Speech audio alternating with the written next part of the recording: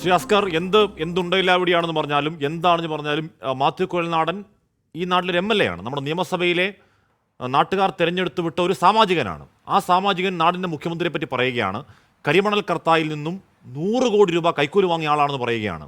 മുഖ്യമന്ത്രിക്ക് മാനനഷ്ടം ഉണ്ടാവേണ്ടതില്ലേ? പോട്ടെ, കോടതിയിലേക്ക് പോകേണ്ട, നിയമസഭയിലെങ്കിലും ഈ മാത്യുവിനെതിരെ നടപടി ഉണ്ടാവേണ്ടേ ആ ഗുരുതരാരോപണത്തിൽ? CBN അസ്കർ. ഹാഷ്മി, ഇതിൽ കാണേണ്ടത് ശ്രീ മാത്യു കുഴൽനാടൻ ഒരു സൂപ്പർ പ്രതിപക്ഷ നേതാവ് ചമയാൻ ശ്രമിച്ചുകൊണ്ടിരിക്കുകയാണ്. ശ്രീ VD സതീശനും മുകളിലും അതുപോലെ ശ്രീ രമേശ് ചെന്നിത്തല എന്ന് പറഞ്ഞ മുൻ പ്രതിപക്ഷ നേതാവിനും മുകളിലും താൻ ഏതോ വലിയ മഹാകാര്യം ചെയ്യുന്നു എന്ന് വരുത്തി തീർക്കുന്നതിനു വേണ്ടിയുള്ള ഉണ്ടയില്ലാ വെടികളും നനഞ്ഞ പടക്കങ്ങളാണ്. 3 പാർട്ടായി അദ്ദേഹം ഉന്നയിച്ച ഏതെങ്കിലും ആക്ഷേപങ്ങൾക്കും അസംബന്ധങ്ങൾക്കും അദ്ദേഹത്തിന് സബ്സ്റ്റാൻഷിയേറ്റ് ചെയ്യാൻ നാളിതുവരെ കഴിഞ്ഞിട്ടുണ്ടോ? എന്തെങ്കിലും ഒരു രേഖകൾ അദ്ദേഹത്തിന് പുറത്തുവിടാൻ കഴിഞ്ഞിട്ടുണ്ടോ? The assessee is concealing from the commission the fact that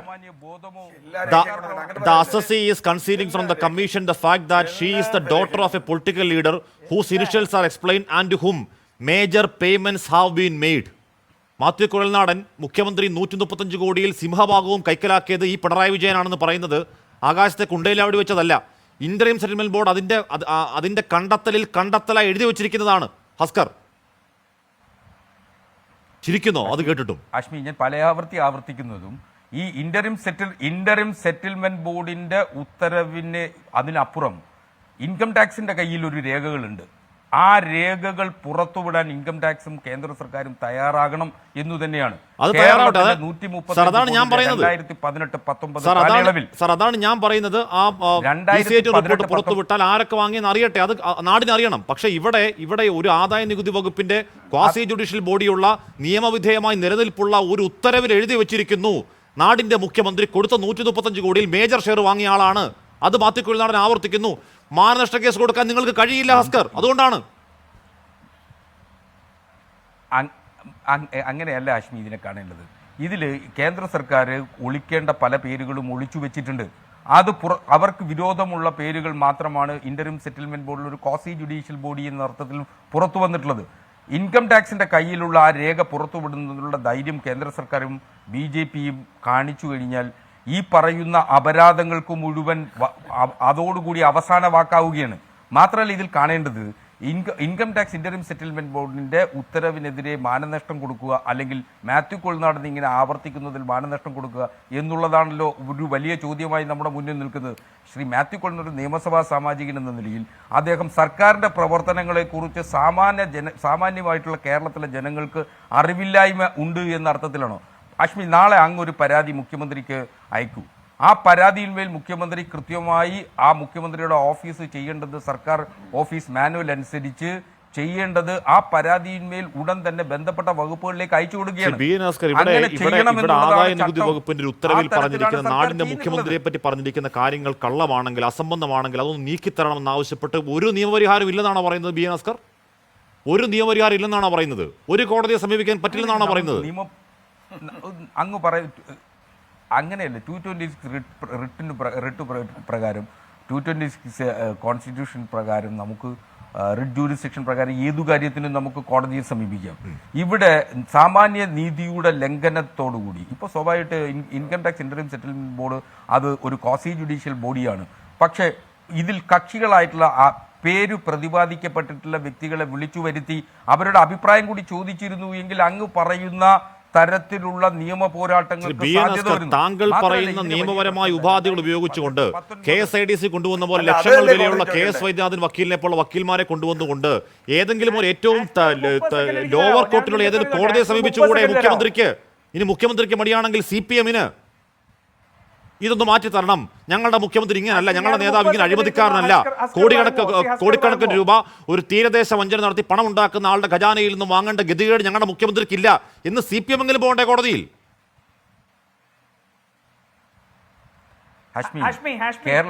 കേരളത്തിലെ സാധാരണ പാർട്ടി പ്രവർത്തകർക്ക്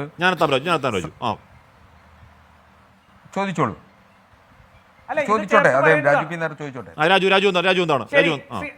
ശരി, പറഞ്ഞോളൂ, ചോദിച്ചോളൂ. ശരി, ശ്രീ ഹസ്കർ, ഇന്ററിം സെറ്റിൽമെന്റ് ബോർഡിന്റെ ഏറ്റവും ആധാരമായിട്ടുള്ള കുറ്റകൃത്യം എന്ന് പറയുന്നത് ഫേക്ക് ഇൻവോയ്സ് ഉണ്ടാക്കി എന്നുള്ളതാണ്. സേവനം കൊടുക്കാതെ ഇൻവോയ്സ് ഉണ്ടാക്കി പണം കൈമാറി എന്നുള്ളതാണ്. ഫേക്ക് ഇൻവോയ്സ് എന്ന് പറയുന്നത് GST നിയമപ്രകാരം 132(3)(c) പ്രകാരം അത് ക്രിമിനൽ കുറ്റമാണ്. അങ്ങനെ ക്രിമിനൽ കുറ്റത്തിൽ എന്ന് വെച്ചാൽ ഇൻകം ടാക്സിന് GST വകുപ്പിന് ഇത്തരത്തിലുള്ള ഇൻഫർമേഷൻ EDക്ക് ഷെയർ ചെയ്യണം എന്ന കേന്ദ്ര സർക്കാരിന്റെ നോട്ടിഫിക്കേഷൻ ഉണ്ടായി.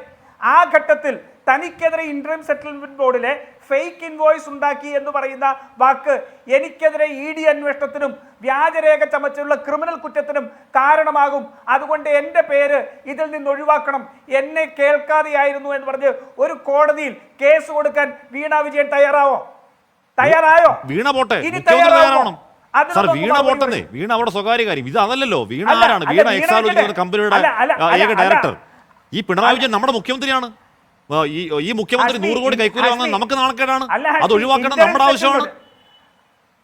അല്ല ഹാഷ്മി, അതിനെ പറയുന്നത് ഇന്ററിം സെറ്റിൽമെന്റ് ബോർഡിന്റെ വിധിയുടെ ക്രക്സ് ഇതാണല്ലോ. ഈ എക്സാലോജിക്ക് കൊടുത്ത പൈസ സേവനം നൽകാതെ പണം വാങ്ങിയതാണല്ലോ. അതുകൊണ്ടാണ് ഞാൻ പറഞ്ഞത്, അതാണ് ക്രക്സ്. അതുകൊണ്ടാണ് ഞാൻ പറഞ്ഞത്. ശരി, ഞാൻ എത്താം. ഹസ്കറിലേക്ക് എത്തും മുമ്പ് ഇന്നലെ വന്നൊരു പ്രതികരണം കൂടി കേട്ടു നോക്കാം. ഇന്നലെ വന്ന പ്രതികരണമാണ്.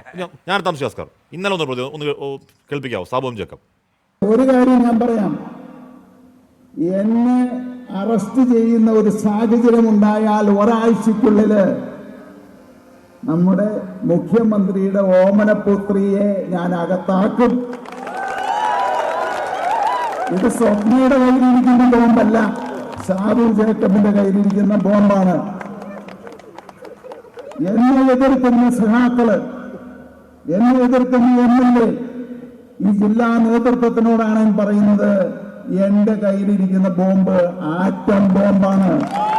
BN അസ്കർ, ഇവിടെ മുഖ്യമന്ത്രി ചികിത്സയ്ക്ക് പോയപ്പോൾ എന്തോ സഹായം കൊടുത്ത കാര്യവും ആ സഹായം ഒന്നും മുഖ്യമന്ത്രി ഓർത്തില്ല. പോട്ടെ, അത് മുഖ്യമന്ത്രിയുടെയും സാബു ജേക്കബിന്റെ വ്യക്തിപരമായ കാര്യം. ചികിത്സയ്ക്ക് പോയപ്പോൾ എന്തോ സഹായം കിട്ടി, അത് അവരുടെ കാര്യം. പക്ഷേ ഇതാണ് സാബു ജേക്കബ് എന്ന് പറയുകയാണ്, എന്നെ പിടിച്ചകത്തിട്ടാൽ മുഖ്യമന്ത്രിയുടെ മകളെ ഒരാഴ്ചയ്ക്ക് പൂട്ടാനുള്ള ആറ്റമം എൻ്റെ കയ്യിലുണ്ട്. പ്രതികരിക്കേണ്ട BN അസ്കർ ആരെങ്കിലും? ബ്ലാക്ക് മെയിലിംഗ് അല്ലേ അത്? ഹഷ്മി, ഇത്തരത്തിൽ പല ആളുകളും പലയിടത്തും നിന്ന് നമ്മൾ തെരുവിലൂടെ നടക്കുമ്പോൾ പല പ്രാന്തന്മാരും പലതും വിളിച്ചു പറയാറുണ്ട്. ഇത് ആൾക്കൂട്ടത്തെ കാണുമ്പോൾ ചിലർക്കുണ്ടാകുന്ന ഒരുതരം മാനസിക വിഭ്രാന്തി മാത്രമാണ്. മുഖ്യമന്ത്രിയുടെ മകളെ ഒരാഴ്ചക്കുള്ളിൽ അകത്താക്കാൻ അദ്ദേഹത്തിൻ്റെ കയ്യിൽ എന്തു തെളിവാണ് ഉള്ളത്? എന്തെങ്കിലും തെളിവുണ്ടായിരുന്നുവെങ്കിൽ അദ്ദേഹത്തെ വേട്ടയാടുന്നു എന്ന് ഇങ്ങനെ ഈ കേരളത്തിലെ മുഴുവൻ പറഞ്ഞു നടന്നിരുന്ന ഒരു കാലഘട്ടത്തിൽ തെളിവ് എന്തെങ്കിലും ഒരു കാര്യം അദ്ദേഹത്തിന്റെ കയ്യിലുണ്ടായിരുന്നെങ്കിൽ അതൊരു പത്രസമ്മേളനത്തിലൂടെയെങ്കിലും അദ്ദേഹം വിളിച്ചു പറയില്ലായിരുന്നു.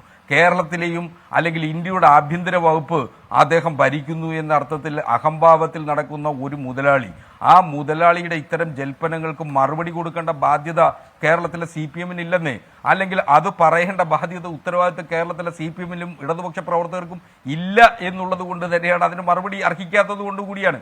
മാത്രമല്ല, ഇപ്പോ ശ്രീ രാജു P. നായർ ചോദിച്ച ചോദ്യം, അദ്ദേഹത്തിന്റെ ചോദ്യം ഉതിർത്തു വെച്ചിരിക്കുന്നത് ആ ചോദ്യം ഉതിർത്തു വെച്ചിരിക്കുന്നത് ഒരു അരഡസനിലധികം വരുന്ന UDF നേതാക്കന്മാർക്ക് നേരെയാണ്. 2018-19 ഫിനാൻഷ്യൽ അസസ്മെന്റ് ഇയർ എന്ന് പറയുന്നത് 2017. അപ്പൊ സ്വാഭാവികമായി ഒരു തെരഞ്ഞെടുപ്പും ആ കാലഘട്ടത്തിൽ കേരളത്തിൽ ഉണ്ടായിട്ടില്ല. ഇലക്ഷൻ കമ്മീഷൻ ഓഫ് ഇന്ത്യയിൽ ഈ പറയുന്ന ഞങ്ങൾ പണം വാങ്ങിയത് രാഷ്ട്രീയ പ്രവർത്തനത്തിനും അല്ലെങ്കിൽ തെരഞ്ഞെടുപ്പ് പ്രവർത്തനത്തിനുമാണെന്ന് വീമ്പിളക്കിയ OC-യും RC-യും തുടങ്ങിയിട്ടുള്ള അരഡസൻ UDF നേതാക്കന്മാരുണ്ടല്ലോ. ആ UDF നേതാക്കന്മാർ ആരെങ്കിലും ഇലക്ഷൻ കമ്മീഷൻ ഓഫ് ഇന്ത്യയിൽ ഇതിന്റെ കണക്ക് കൊടുത്തിട്ടുണ്ടോ? കോൺഗ്രസിന്റെ വെബ്സൈറ്റിൽ അതിന്റെ കണക്ക് കൊടുത്തിട്ടുണ്ടോ? ഒരു കണക്കുമില്ലെന്നേ. അവരെല്ലാം വാങ്ങിയിട്ടുള്ളതാണ്. ആരാണ് മുഖ്യമന്ത്രിയുടെ മകൾ, അതിനെതിരെ പോകുന്ന ആരാണ് KSIDC? അന്വേഷണം നടക്കട്ടെന്നേ. മുഖ്യമന്ത്രിയുടെ മകൾ ഒന്നേ മുക്കോടി മാത്രമല്ല, ബാക്കി എല്ലാം പുറത്തേക്ക് വരുമല്ലോ, അങ്ങനല്ലേ? ശരി രാജു, ഇൻ റിട്ടേൺ ഫേവർ ചെയ്യണം. ഇൻ റിട്ടേൺ ഫേവർ ചെയ്യുമ്പോഴാണ് അനുമതിയാവുന്നത്. ഉമ്മൻചാണ്ടിയും കുഞ്ഞാലിക്കുട്ടിയും കരിമണൽ കർത്തയ്ക്ക് അനുകൂലമായി എന്ത് ഫേവർ ചെയ്യുന്ന ഹസ്കർ ഒന്ന് പറയുക. ശരി, ഞാൻ രേഖകൾ എടുക്കൂ. ശരി, ഞാൻ സുരേഷിലേക്ക്